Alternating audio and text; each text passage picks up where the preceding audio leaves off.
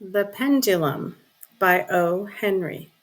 81st Street, let 'em out, please, yelled the shepherd in blue. A flock of citizen sheep scrambled out, and another flock scrambled aboard. Ding, ding! The cattle cars of the Manhattan Elevated rattled away, and John Perkins drifted down the stairway of the station with the released flock. John walked slowly toward his flat. Slowly, because in the lexicon of his daily life there was no such word as perhaps.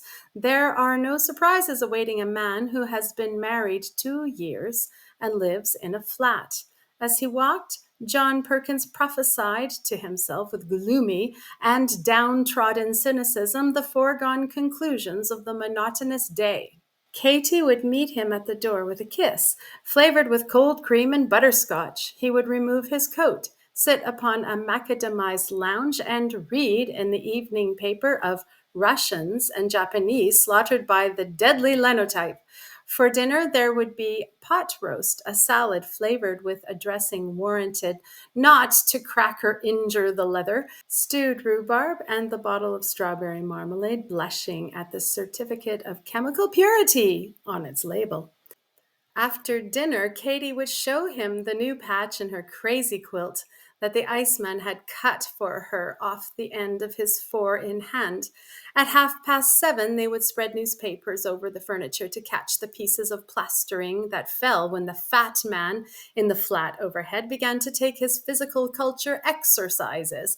Exactly at 8, Hickey and Mooney of the vaudeville team, unbooked, in the flat across the hall would yield to the gentle influence of delirium tremens and begin to overturn chairs under the delusion that Hammerstein was pursuing them with a $500 a week contract.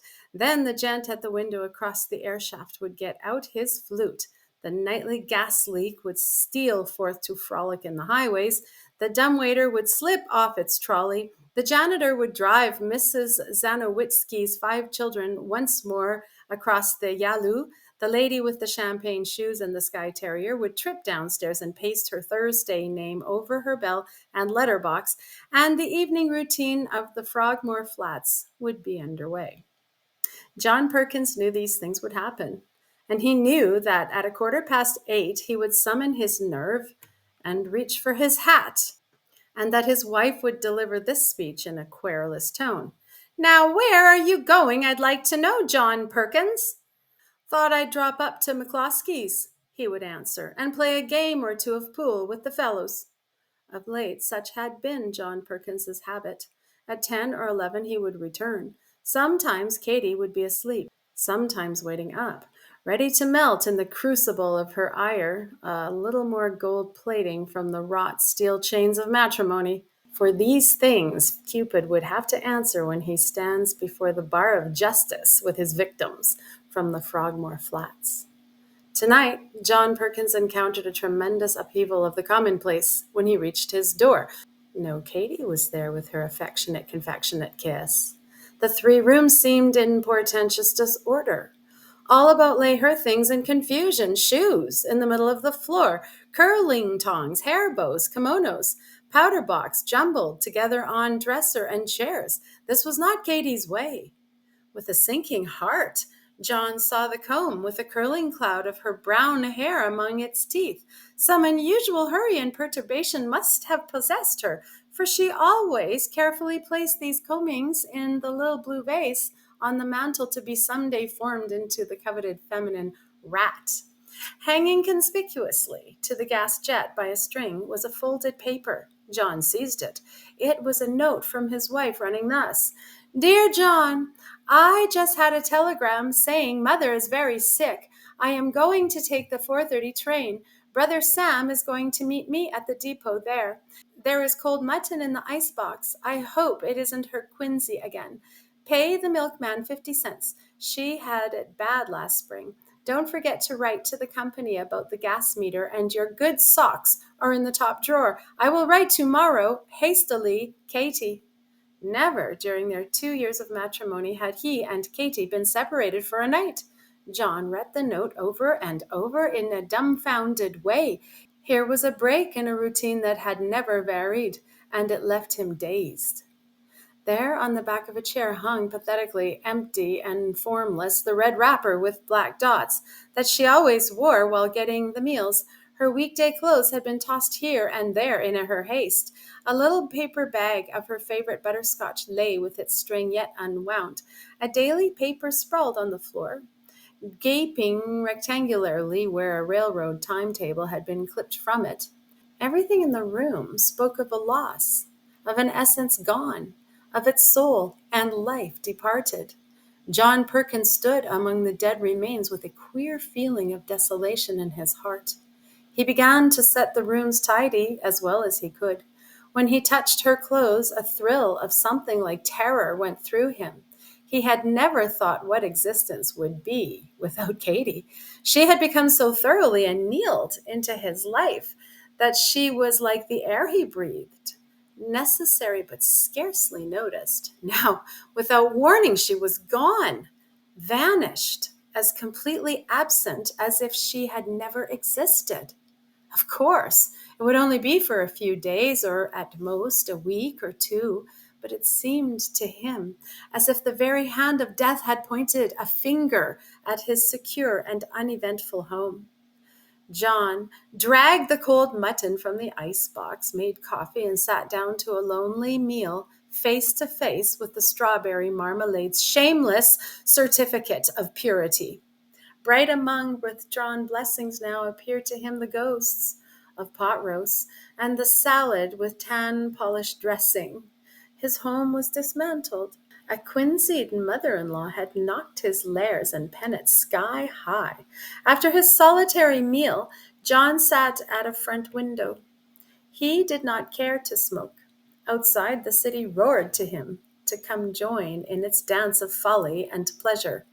The night was his. He might go forth unquestioned and thrum the strings of jollity as free as any gay bachelor there. He might carouse and wander and have his fling until dawn if he liked, and there would be no wrathful Katy waiting for him, bearing the chalice that held the dregs of his joy.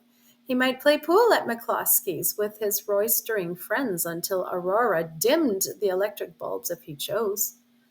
The hymeneal strings that had curbed him always when the Frogmore Flats had palled upon him were loosened. Katy was gone. John Perkins was not accustomed to analyzing his emotions, but as he sat in his Katy-bereft 10 by 12 parlor, he hit unerringly upon the keynote of his discomfort.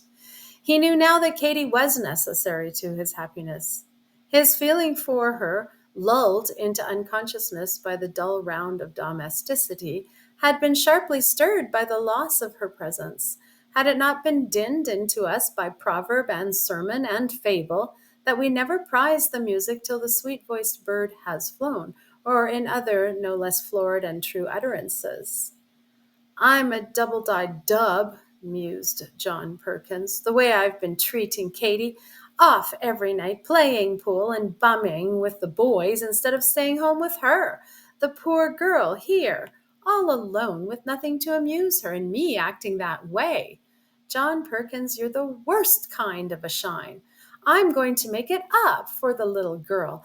I'll take her out and let her see some amusement, and I'll cut out the McCloskey gang right from this minute. Yes, there was the city roaring outside for John Perkins to come dance in the train of Momus, and at McCloskey's the boys were knocking the balls idly into the pockets against the hour for the nightly game. But no primrose way nor clicking cue could woo the remorseful soul of Perkins, the bereft. The thing was his, lightly held and half scorned, had been taken away from him, and he wanted it. Backward to a certain man named Adam, whom the cherubim bounced from the orchard, could Perkins, the remorseful, trace his descent. Near the right hand of John Perkins stood a chair.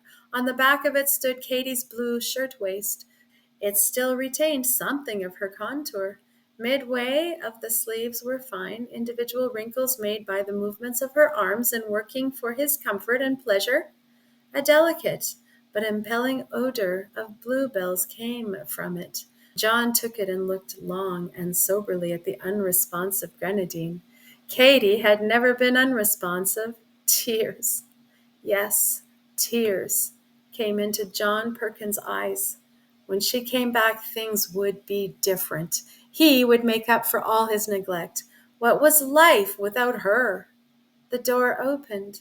Katy walked in carrying a little hand satchel. John stared at her stupidly. My, I'm glad to get back, said Katy. Ma wasn't sick to amount to anything. Sam was at the depot and said she just had a little spell and got all right soon after they telegraphed. So I took the next train back.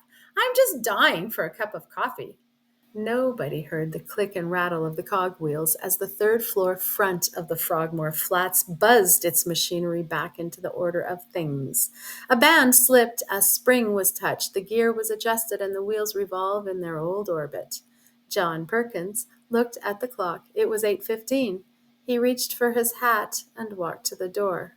Now, where are you going, I'd like to know, John Perkins? Asked Katy in a querulous tone. Thought I'd drop up to McCloskey's, said John, and play a game or two of pool with the fellows. The end.